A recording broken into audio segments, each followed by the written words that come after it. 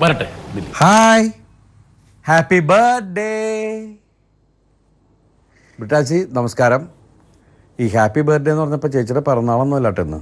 ഞങ്ങൾ അങ്ങോട്ടും ഇങ്ങോട്ടും കാണുമ്പോൾ വിഷ് ചെയ്യുന്നത് അങ്ങനെയാണ്.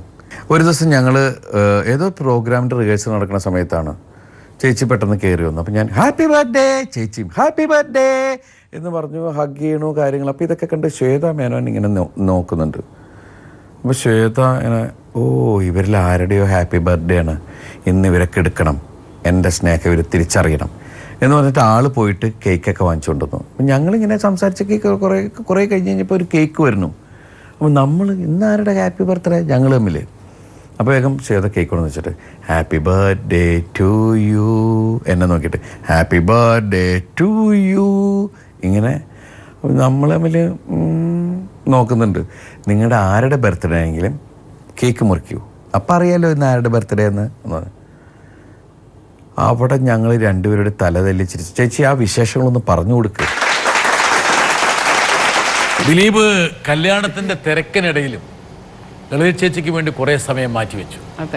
ഒരുപാട് സംഭവബഹുലമായിട്ടൊരു കല്യാണമായിരുന്നു എങ്കിൽ പോലും ദിലീപ് എത്രയോ സമയം ചേച്ചിക്ക് വേണ്ടി മാറ്റിവെച്ചു. എന്താണ് ഈ ഹാപ്പി ബർത്ത്ഡേ? വെറുതെ ഞങ്ങള് അങ്ങനെ സംസാരിച്ചുകൊണ്ടിരിക്കും.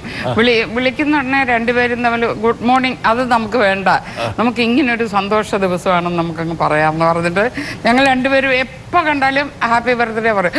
അതേസമയം ഒറിജിനൽ ഹാപ്പി ബർത്ത്ഡേ മറന്നുപോവുകയും ചെയ്യും. ഓ, ഗുഡ് മോർണിംഗിന് പകരം നിങ്ങൾ കണ്ടെത്തിയ ഒരു സാധനമാണ് ഈ ഹാപ്പി ബർത്ത്ഡേ. വല്ലാത്ത മുതലുകൾ തന്നെയായിട്ട്.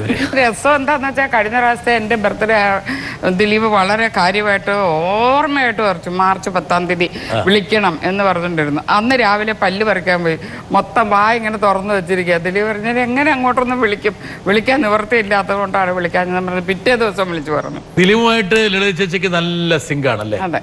ഇവരും ഗുരുത്തം കെട്ടവനാണോ? അത്ര സത്യസന്ധനെന്ന് പറയാനൊന്നും പറ്റത്തില്ല, കുറച്ച് ഗുരുത്തം കെട്ടവൻ. കുറച്ച് ഗുരുത്തം കെട്ടവനാ. ഞാൻ ആദ്യം ദിലീപിനെ പരിചയപ്പെടുന്നത് തന്നെ, ദിലീപ് പിന്നെ ഓരോരോ പ്രോഗ്രാമിനൊക്കെ ഇങ്ങനെ വീട്ടിൽ വരുമായിരുന്നു ദിലീപ് മദ്രാസിൽ. അത് ചേട്ടൻ ഇവരെല്ലാവരും കൂടെ ഒന്നിച്ച് ഒരു അമേരിക്കൻ പ്രോഗ്രാമിന് പോയി. അപ്പോൾ അവിടെ വന്ന് ഒരു നേരത്തെ ഭക്ഷണം കഴിച്ചിട്ടുണ്ട്. എപ്പോൾ കണ്ടാലും പറയും, എനിക്ക് അന്നത്തെ ആ ചോറൂണ് എനിക്ക് മറക്കാൻ പറ്റില്ല ചേച്ചി, ഈ ഭയങ്കര സന്തോഷം. ഒന്നും ആയിട്ടില്ല ദിലീപ്, അന്നൊന്നും അല്ല, ഒന്നും ആദർശവരെല്ലാവരും കൂടെ ഗ്രൂപ്പായിട്ടൊക്കെ ഇങ്ങനെ നടക്കുന്ന സമയമാണ്. അത് ചേട്ടൻ അന്നേരം പറയുമായിരുന്നു, ഇവനൊരു നല്ല ആർട്ടിസ്റ്റായി, ഞാൻ ഇവനെ വെച്ചൊരു പടം ചെയ്യും എന്നിങ്ങനെ പറഞ്ഞുകൊണ്ടിരിക്കുമായിരുന്നു.